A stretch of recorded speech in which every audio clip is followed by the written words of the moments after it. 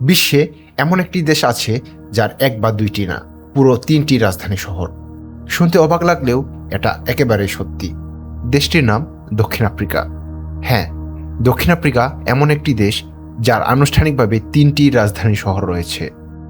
কিন্তু প্রশ্ন হলো, একটা দেশের আবার 3টি রাজধানী কেন? চলুন পুরো বিষয়টা সহজভাবে বুঝে নেওয়া যাক।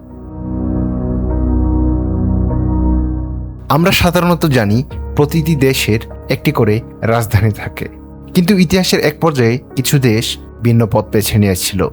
তারা চায়নি সব ক্ষমতা একটি শহরে কেন্দ্রীভূত হোক, বরং সরকারের গুরুত্বপূর্ণ কাজগুলোকে আলাদা আলাদা শহরে ভাগ করে দেয়। আর দক্ষিণ আফ্রিকা এই ধারণার সবচেয়ে স্পষ্ট উদাহরণ। দক্ষিণ আফ্রিকার 3টি রাজধানী হল প্রিটোরিয়া, কেপটাউন এবং ব্লুমফন্টেন, এবং প্রতিটি শহর সরকারের আলাদা আলাদা দায়িত্ব পালন করে। প্রিটোরিয়া, এটি দেশের প্রশাসনিক রাজধানী। রাষ্ট্রপতির কার্যালয়, মন্ত্রিসভা এবং বেশিরভাগ সরকারি সংস্থা এখানে অবস্থিত। এ কারণে অনেক মানুষ এটাকেই একমাত্র রাজধানী মনে করে। কেপটাউন, এটি আইনসভা রাজধানী, অর্থাৎ এখানেই সংসদ বসে এবং দেশের আইন তৈরি হয়। সংসদ চলাকালীন দেশের রাজনৈতিক কেন্দ্র যেন কেপটাউনে চলে আসে। ব্লুমফন্টেন, এটি দেশের বিচারিক রাজধানী। এখানে অবস্থিত দেশের গুরুত্বপূর্ণ আদালতগুলো, বিশেষ করে সুপ্রিম কোর্ট অফ আপিল, যা দেশের বিচার ব্যবস্থার একটি গুরুত্বপূর্ণ অংশ।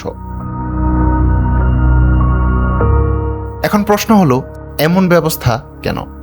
এর উত্তর খুঁজতে হলে আমাদের ফিরে যেতে হবে 1910 সালে, যখন দক্ষিণ আফ্রিকা গঠিত হয় 4টি শক্তিশালী অঞ্চলকে একত্র করে: কেপ কলোনি, নাটাল, ট্রান্সভাল এবং অরেঞ্জ রিভার কলোনি।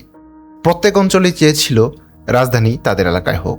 কেপ অঞ্চল চেয়েছিল কেপটাউন, ট্রান্সভাল চেয়েছিল প্রিটোরিয়া, আর অরেঞ্জ রিভার কলোনি চেয়েছিল ব্লুমফন্টেন। কেউই পিছু হটতে রাজি ছিল না। পরিস্থিতি ক্রমেই জটিল হয়ে উঠছিল। অবশেষে একটি বুদ্ধিদীপ্ত সমাধান বের করা হয়। একটি রাজধানী নয়, বরং 3টি রাজধানী।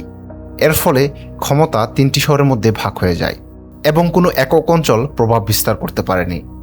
আজ 100 বছরেরও বেশি সময় পরও এই অনন্য ব্যবস্থা এখনও চালু রয়েছে।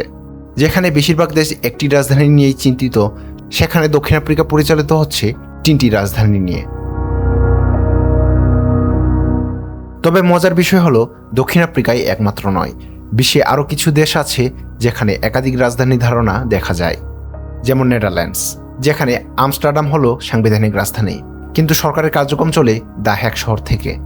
শ্রীলঙ্কার প্রশাসনিক ও আইন প্রণয়নকারী রাজধানী শ্রীজয়াবর্ধন পুরাকোট্টে। নির্বাহী ও বিচার বিভাগীয় রাজধানী হলো কলম্বো।